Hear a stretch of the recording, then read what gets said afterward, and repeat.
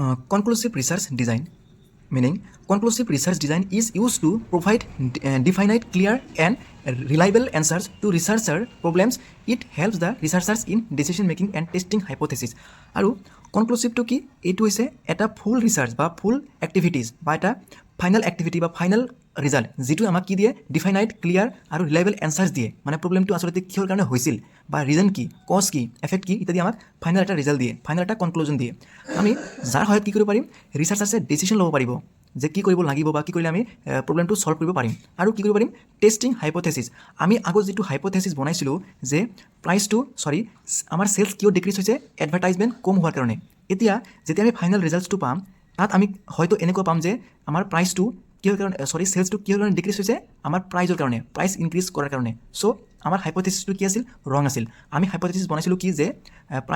সেলছটো decrease হৈছে কাৰণ advertisement কম হৈছে কিন্তু ফাইনেল ৰিজাল্টত আহিল যে প্ৰাইচটো বেছি হোৱাৰ কাৰণে সেলছটো ডাউন হৈছে এতিয়া অবজেক্টিভছ কি উদ্দেশ্য কি টু টেষ্ট হাইপোথেচিছ মই যে ক'লোঁ যে আমি যিটো হাইপোথেচিছ আগত বনাওঁ এক্সপ্লৰেটৰি ৰিচাৰ্চ কৰাৰ সময়ত সেইটো আমি টেষ্ট কৰিব পাৰোঁ যে সেইটো আমাৰ ৰাইট আছিল নে ৰং আছিল এতিয়া to find relationship between variables আমি ইয়াৰ পৰা কি বিচাৰি পাওঁ যে যিখিনি ভেৰিয়েবলছ আছে সেইখিনিৰ লগত মানে কেনেকুৱা ৰিলেশ্যন আছে মানে প্ৰব্লেমৰ লগত ছাপ'জ প্ৰাইচটো ইনক্ৰিজ কৰি দিছোঁ আমাৰ চেল ডাউন হৈছে মানে ইয়াত কি ইনভাৰ্ছ ৰিলেশ্যন আমি প্ৰাইচ বঢ়ালে চেল ডাউন হয় এইটো এটা ৰিলেশ্যন আমি এইটো ফাইণ্ড কৰিব পাৰিম টু প্ৰভাইড ৰিলায়েবল ডাটা আৰু ই আমাক কি দিয়ে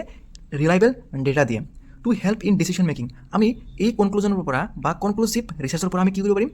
ডিচিশ্যন ল'ব পাৰিম যে আমি আগত গৈ কি কৰিম ছাপ'জ আমাক ৰিচাৰ্চৰ পৰা এইটো গম পোৱা গৈছে কি যে প্ৰাইচটো বেছি হৈছে কাৰণে চেলছ ডাউন হৈছে আমি কি ডিচিশ্যন ল'ব পাৰিম যে প্ৰাইচটো কম কৰি দিম তেতিয়া চেলছটো আকৌ ইনক্ৰিজ হ'ব সলভ ৰিচাৰ্চ প্ৰব্লেমছ আৰু আমাৰ যিটো প্ৰব্লেম আছিল সেইটো আমি ইয়াৰ দ্বাৰা সলভ কৰিব পাৰিম এতিয়া ফিচাৰ্ছ কি আছে ফিচাৰ্ছ বা কেৰেক্টাৰিষ্টিক্স ষ্ট্ৰাকচাৰ্ড ডিজাইন আৰু এইটো কেনেকুৱা ৰিচাৰ্চ এইটো ষ্ট্ৰাকচাৰ্ড বা ফৰ্মেল প্ৰপাৰ প্লান ষ্ট্ৰাকচাৰ বা ষ্ট্ৰেটেজি মানি চলা হয় তাৰপিছত কোৱালিটেটিভ ইন নেচাৰ আৰু ইয়াত ফিগাৰ থাকে মানে নাম্বাৰ থাকে নিউমেৰিকেল টাৰ্মছ থাকে যে ইমানখিনি চেম্পল লোৱা হৈছিল ইমানখিনি ৰিজাল্ট আহিছে ইমানখিনি এমপ্লয় এইটো বস্তু ভাল পায় ইমানখিনি মানে এটচেট্ৰা মানে নিউমেৰিকেল টাৰ্ম থাকিব ফৰ্মেল এণ্ড চিষ্টেমেটিক আৰু এইটো কি ফৰ্মেল আৰু চিষ্টেমেটিক হয় মানে প্লানৰ ওপৰত ডিপেণ্ড কৰি হয় লাৰ্জ স্মল চাইজ আৰু কনক্লুচিভ ৰিচাৰ্চ ডিজাইনত মানে লাৰ্জ চেম্পল থাকে বা লাৰ্জ টাৰ্ম থাকে লাৰ্জ মানে নাম্বাৰ থাকে